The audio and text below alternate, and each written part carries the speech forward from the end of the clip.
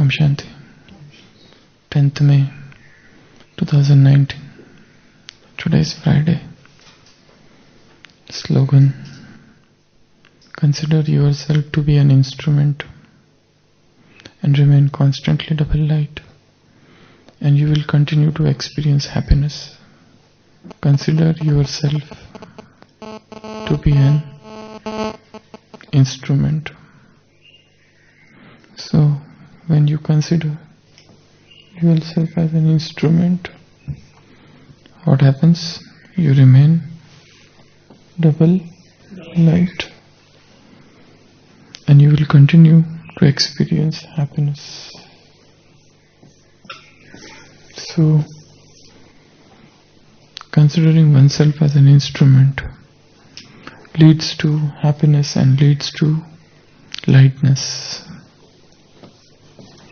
Leads to lightness. It means when we are not instrument, we are heavy and we are unhappy. It means when there is a sense of doership, I am doing this, I am doing that, I have done this, I will do this.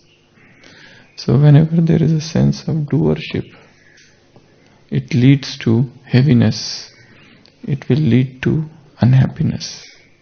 And the opposite of this is whenever there is a sense of being an instrument. Instrument means a tool. Instrument means to be a means. Instrument means to be a device. So tool, a device, or a means. The doer is someone else. I am not the doer. But if you see the journey of humankind, right from the birth, we are taught this chapter of I by everyone, and it is reinforced when we go in schools, and it is reinforced by competitive exams that you have to do this, I have to do this. So everywhere we are being surrounded by this ocean of doership. So I am doing is a doership. Now what Baba is teaching is never think that you are doing anything. Think of yourself as a means, as a device, as a instrument, as a tool in the hand of God, as an instrument in the hands of God, as a means through which things are being carried out, as a device, as a divine device, as a channel through which things are getting done. So, when we think that I am just an instrument, there's automatic lightness, because then I don't have to think much, because somebody is doing through me. The manager is somebody else, I am just an employee, and there is a happiness. And as I said, the more I think that I am doing this, I do this, I have done this, I should not have done this, so everywhere there is an I which is surrounding. That ultimately leads to happiness, unhappiness, and also a lot of heaviness. Dadi Prakashmani used to say that I never consider myself as a head. To think of oneself as head means headache. If you think that you are head of some department, it creates headache, because now I have to control everyone. I have to see that everybody obeys me. If I am the head of the family, I have to see that children, everybody who is there obeys my order. If they don't, I have to teach them a lesson. So that brings heaviness, that brings unhappiness. So whenever there is doership, there would be some problem. And this sense of non-doership Non-doership. This is taught in almost all the religions of the world. And Baba has freely quoted from Sikh literature when he says Karan Karavanhar. That word has come only and only in the Granth Sahib and nowhere in the world, which clearly states that he is the one who is doing things through you. You are Karanhar, he is Karan Karavanhar, the one who makes you do things. So this comes in Sikh literature. The entire Bhagavad Gita talks about non-doership. O Arjuna, don't get attached to your karmas. Remain neutral, remain detached. You are not the doer, I am the doer. So, entire Bhagavad Gita talks about non-doership.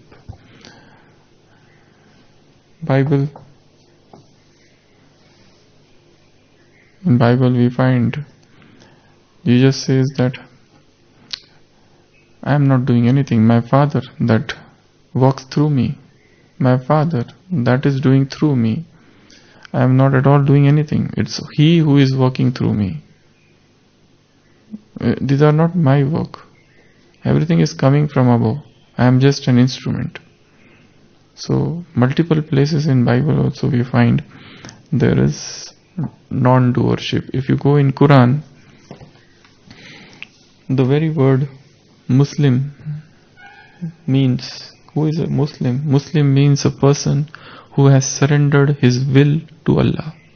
That is the real meaning of the word Muslim. So he has surrendered his own will to Allah, means he is not the doer anymore. He has surrendered. That is the meaning of the word Muslim.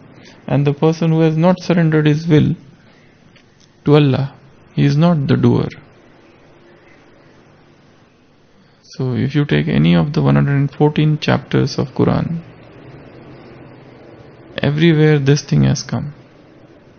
Not only in Quran but also in Hadith, which are the direct teachings of Prophet Muhammad.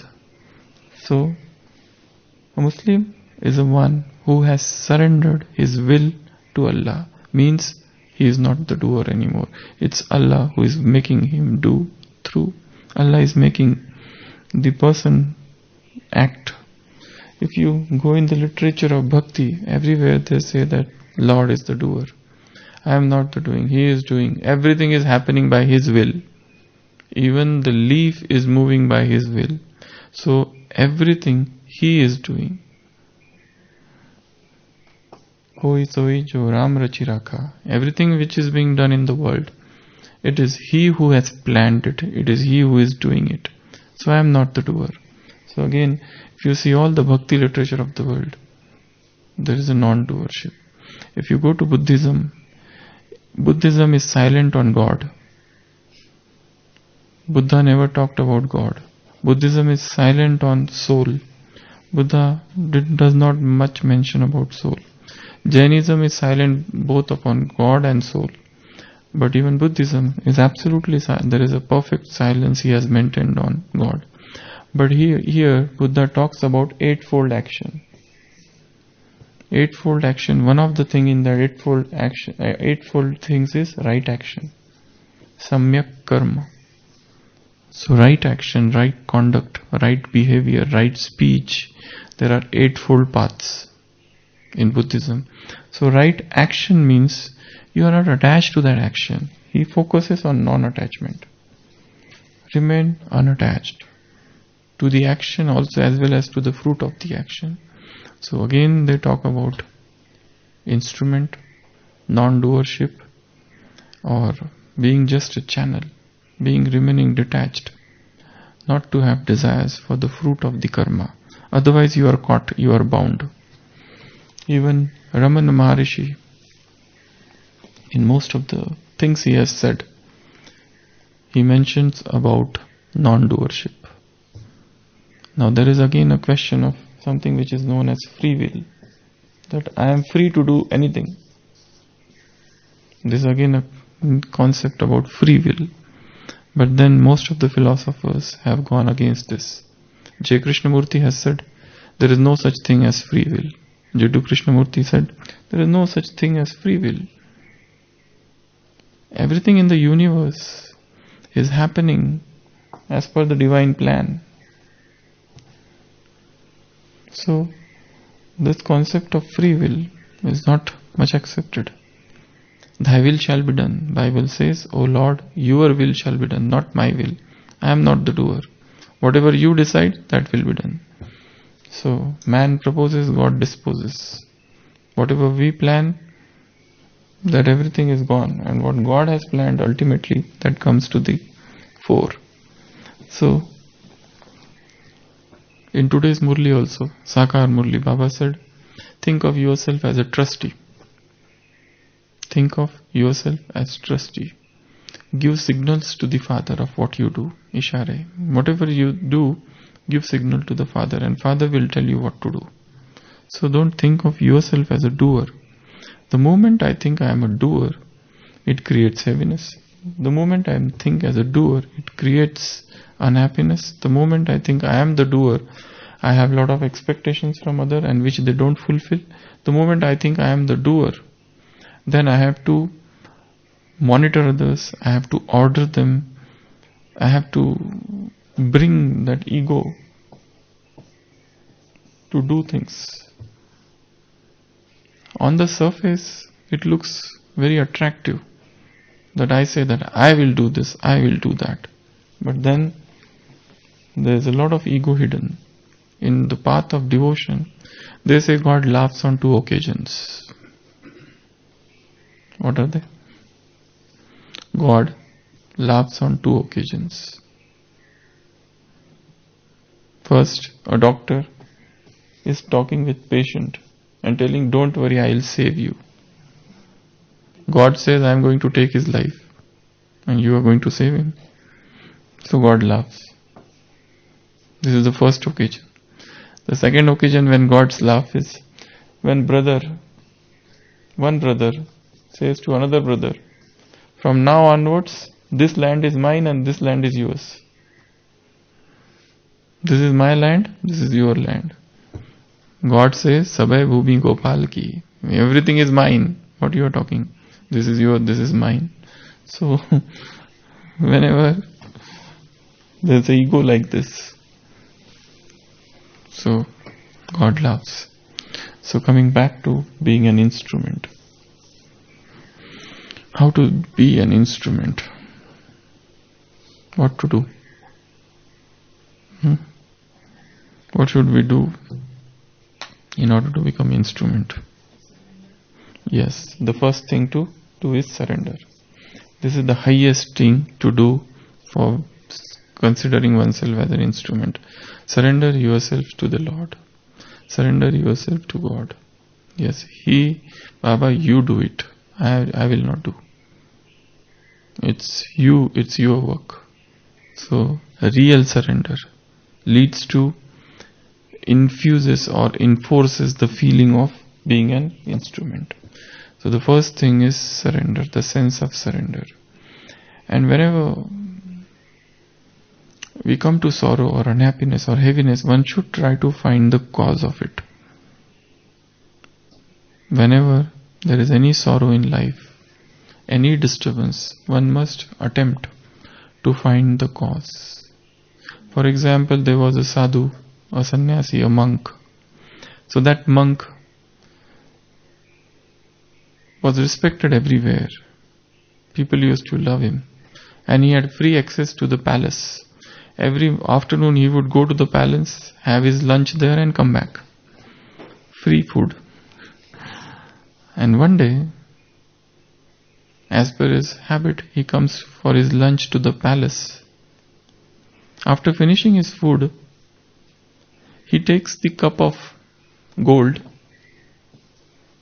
and one another silver cup and goes away.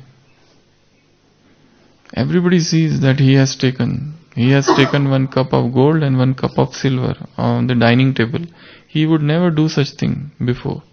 This time he took this and put in his apron and left. Everybody just saw with wide awake eyes. What has he done? But nobody said anything. It's okay, because he was very friendly with everyone. And people used to respect him, all the people who were in the palace. After 2-3 days, he brings back the cups and keeps and goes away again. Now the king gets to know about this. What is it? Why did he took away the cups, silver cup and golden cup? And why after 2-3 days he brought back the cup? So the king tries to calls all his ministers and tells him, tell me the reason, what happened, why he did like this. So the minister says, let us investigate. So they try to investigate and they find out that on the day when he took those cups, he had taken food which was confiscated. The food was confiscated from robbers. In that kingdom, few robbers were caught and they had a lot of grains with them, and from that grain this food was made. And that is why the sadhu developed the desire to steal. So they tried to find if anything has happened. Sadhu had stolen, but why did he steal? There has to be some reason. He had stolen because that day the food which was cooked from the grains which were taken from the robbers who were caught on that very day. So that was the result, effect of food. So if anything is happening, and why did he bring back? He must have realized later on, I don't need this, that's why he kept back. So whenever anything is happening in life, one must always try to go to the root cause of it. Even if a physical illness comes, it is not coming without giving a warning sign. You must have invited it somewhere in the subconscious mind. Any illness of the body, if it is coming, person must have invited it somewhere in the subconscious mind. There was a man who used to say, he just said like that one day, oh, my limb should not get cut. After 6 months he had an accident and this was gone. Somewhere we always invite. There's a law of attraction works somewhere. We have some thought way that is going in the universe and it is creating disease. So anything which is happening has a very deep rooted cause. Always try to go to the cause. So whenever there is a sorrow in life, there is suffering in life, there is some reason. Try to go to the root of it and find out. So what are the ways to consider oneself as a nimitta, instrument? First, surrender. Second, okay, but still trustee. The second is think of yourself as a trustee. Today's Murli Baba said, think of yourself as a trustee. Give signals to the Father. Father will tell you what to do and what not to do. So think of yourself as a trustee. Trustee means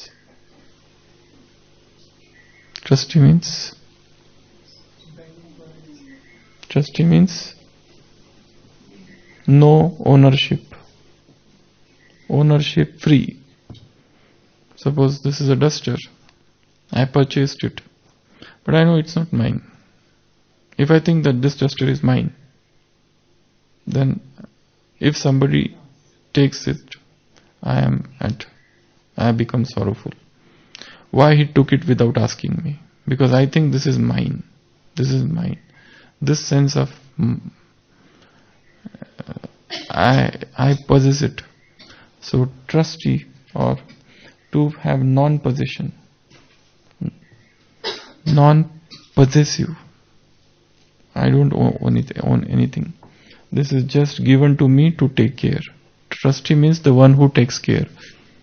The owner is somebody, but I take care of it. That's why trustee means nyasi.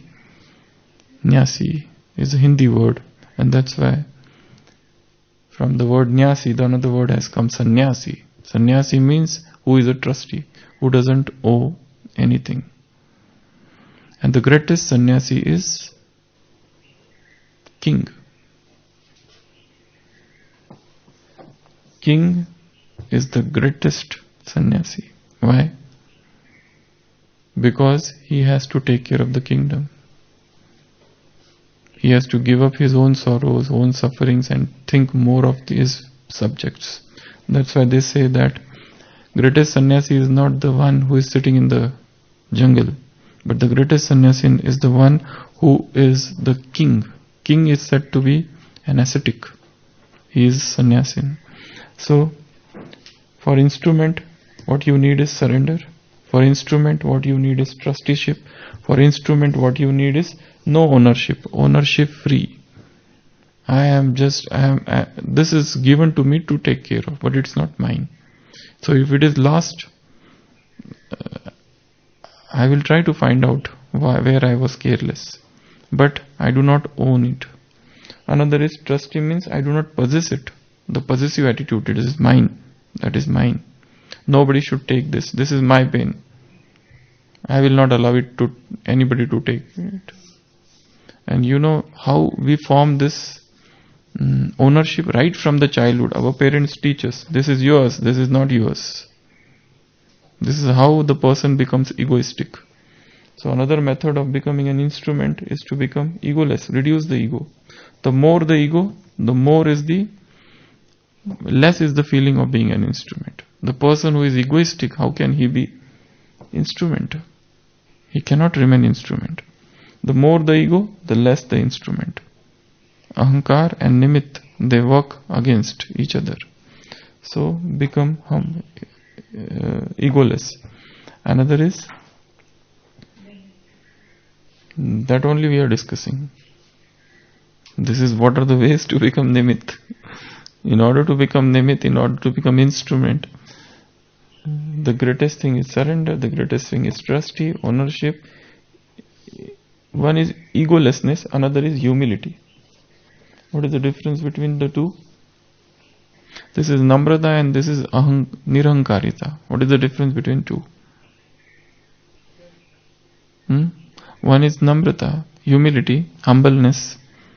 Another is nirahankarita.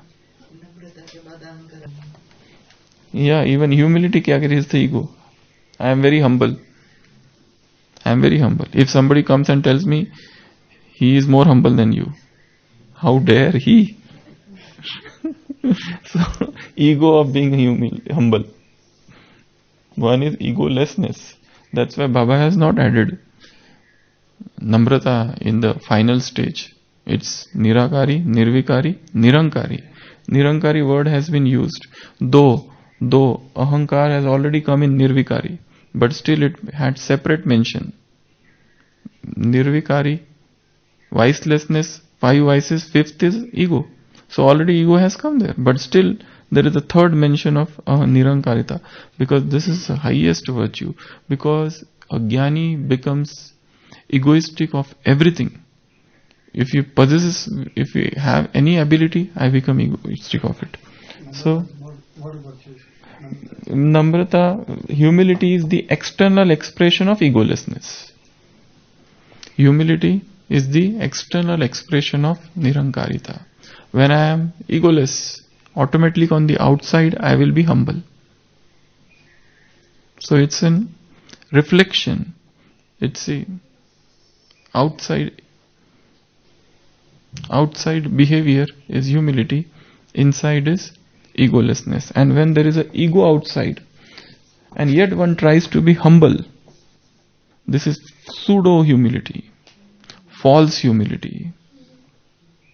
One is very egoistic and still one says, oh, I am nothing, I am not doing anything, Baba is doing everything. And okay, so all those who have done, yeah, you go away, you have not done anything, you go. We are honoring those people who have done something for the yajna. You have not done anything, no? Because you only said you have not done anything, so go away. So one feels hurt. So this is false humility. Because there is an ego sitting inside, like a coiled snake.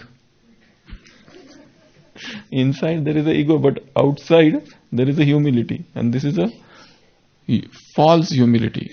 Humility for gaining attention. Because when you show that you are humble, people respect you. When you show that, oh, somebody has given speech and somebody comes, oh, you have given very good speech. Then you say, no, I have not done. Baba was speaking through me. then your respect increases, your status increases. Because Baba was speaking.